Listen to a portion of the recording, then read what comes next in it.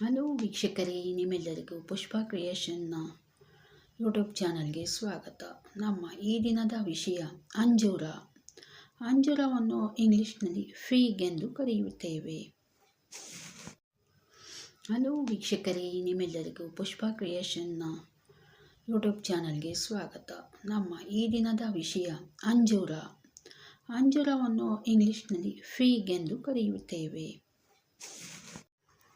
ಅಂಜೂರ ಹಣ್ಣು ನೋಡಲು ಹಸಿರು ಮಿಶ್ರಿತ ನಸುಗೆಂಪು ಬಣ್ಣದ ಹಣ್ಣಾಗಿದೆ.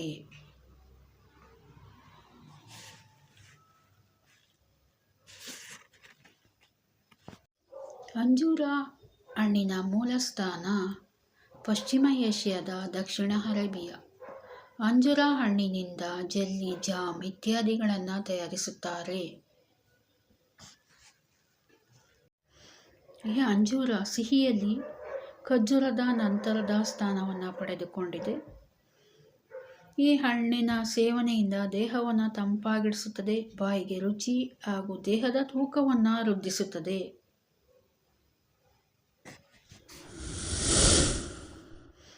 ಈ ಅಂಜೂರ ಸಿಹಿಯಲ್ಲಿ ಖರ್ಜೂರದ ನಂತರದ ಸ್ಥಾನವನ್ನು ಪಡೆದುಕೊಂಡಿದೆ.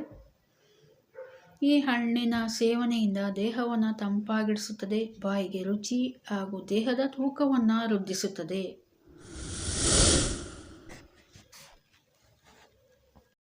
ಅಂಜೂರವು ಕಾಮಾಲೆ ರೋಗವನ್ನು ಗುಣಪಡಿಸುತ್ತದೆ.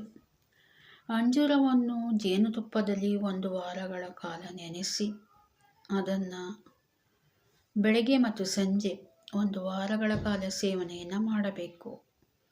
ಹಾಗೆ ಕ್ಷಯ ಹಾಗೂ ಕುಷ್ಠರೋಗವನ್ನು ನಿವಾರಣೆ ಮಾಡುತ್ತದೆ.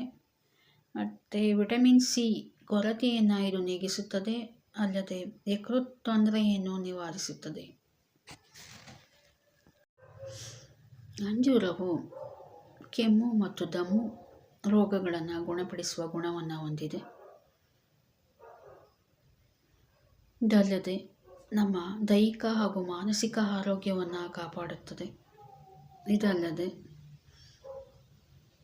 ನಮ್ಮಲ್ಲಿರುವ ಮೂಲವ್ಯಾಧಿ ಹಾಗೂ ರಕ್ತಹೀನತೆಯನ್ನು ಹೋಗಲಾಡಿಸುತ್ತದೆ.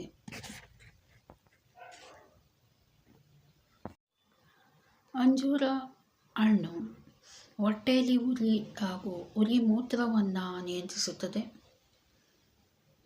ಇದಲ್ಲದೆ ಹೃದಯ ರೋಗವನ್ನು ಗುಣಪಡಿಸುತ್ತದೆ. ನಮ್ಮಲ್ಲಿ ದಣಿವನ್ನು ನಿವಾರಿಸುತ್ತದೆ ಹಾಗೂ ಹಸಿವನ್ನು ಹೆಚ್ಚು ಮಾಡುತ್ತದೆ. ಪ್ರಿಯ ವೀಕ್ಷಕರೇ, ಹೀಗೆ ಅಂಜೂರದ ಬಗ್ಗೆ ತಮಗೇನಾದರೂ ಹೆಚ್ಚಿನ ಮಾಹಿತಿ ಗೊತ್ತಿದ್ದಲ್ಲಿ ಅದನ್ನು ಕಮೆಂಟ್ಸ್ ಮೂಲಕ ನನಗೆ ತಿಳಿಸಬಹುದಾಗಿದೆ. ಪ್ರಿಯ ವೀಕ್ಷಕರೇ, ಮತ್ತೆ ಸಿಗೋಣ ಮುಂದಿನ ವಿಡಿಯೋದಲ್ಲಿ. ಅಲ್ಲಿವರೆಗೂ take care, bye bye, see you.